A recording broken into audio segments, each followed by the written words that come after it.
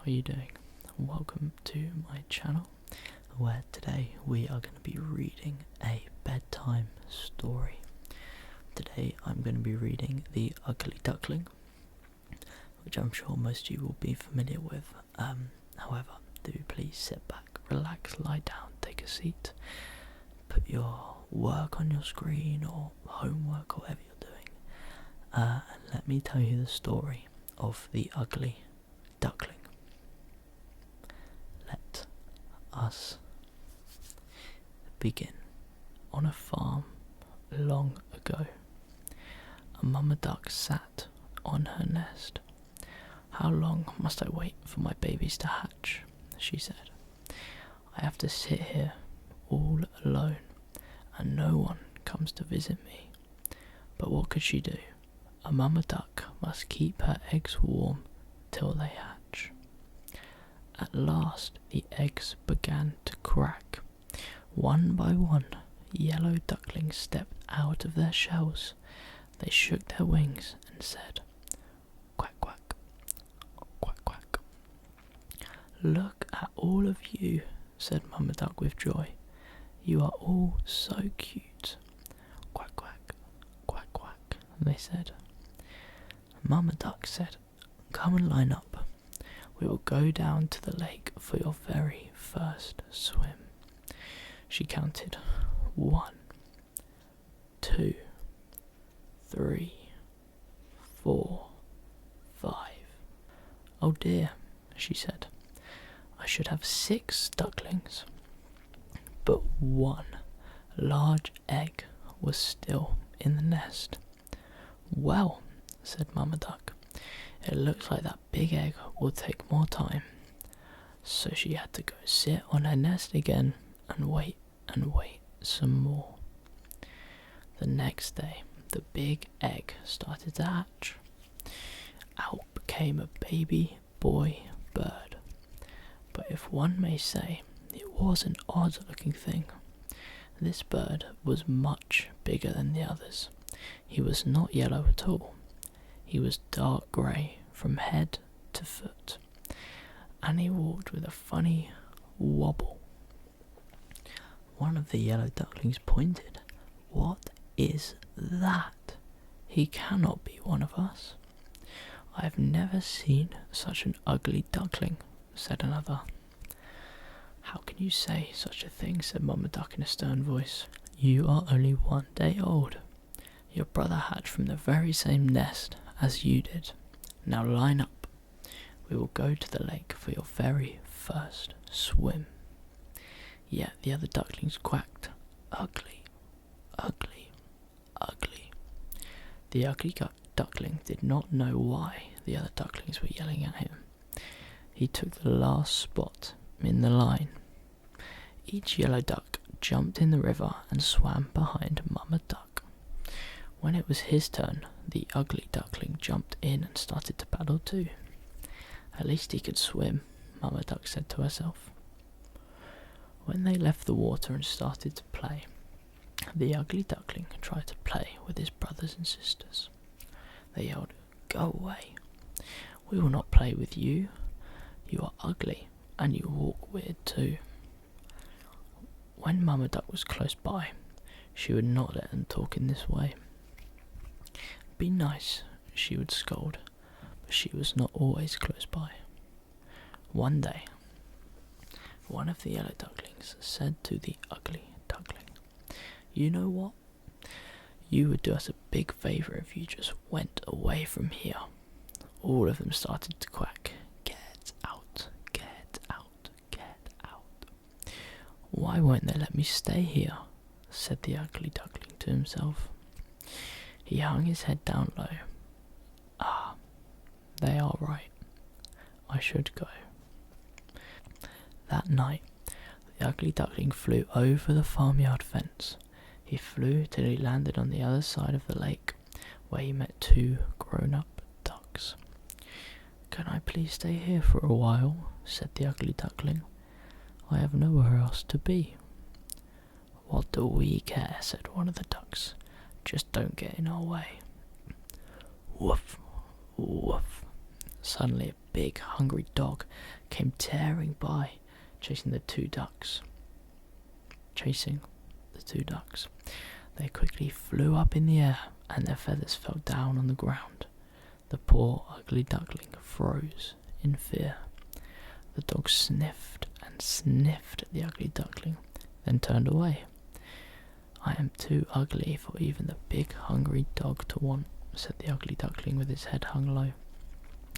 The sky turned dark. Crack! A bolt of lightning. Then came a big storm with heavy rains pouring down from the sky. In just moments, the ugly duckling was soaked through and through when a cold wind started to blow. "Brrr," he said with both wings held close to his chest. "If only there was a place where I could get dry." All at once, a tiny light blinked far off in the woods. Could it be someone's hut? He flew to the door. "Quack," said the ugly duckling. The door of the hut creaked open. "What is all this noise?" said an old woman, looking right and left. Her eyes were not that good, but she looked down. "Ah, look at that. It's a duck." She picked up the ugly duckling and dropped him inside her hut. "You can stay here, but only if you lay eggs," she said. A tomcat and hen crept up on the ugly duckling. "Who do you think you are, coming in here and taking up room by my fire?" said the tomcat. "Squawk," said the hen. "I do not need anyone else in this hut laying eggs." "Do not worry about that," said the ugly duckling. "I am a boy duck." "Then why are you still here?" said the tomcat. "Did you not hear what the old woman said?" "Get out of here, pretender," clucked the hen. Get out, hissed the tomcat. The door was still a bit open, so our poor ugly duckling slipped out the door and back into the storm. "No one ever wants me," said the ugly duckling with a tear in his eye. The storm ended. Soon he found a new lake. Looking into the water, the ugly duckling saw the reflection of a flock of large white birds flying. He looked overhead and could not believe what he saw. There above him were the most beautiful birds he had ever seen. Their long white bodies and slender necks seemed to just glide through the sky.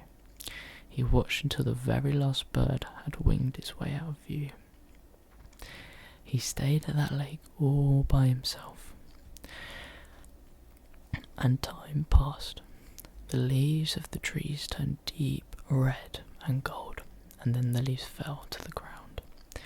Winter came, setting a blanket of white snow all over.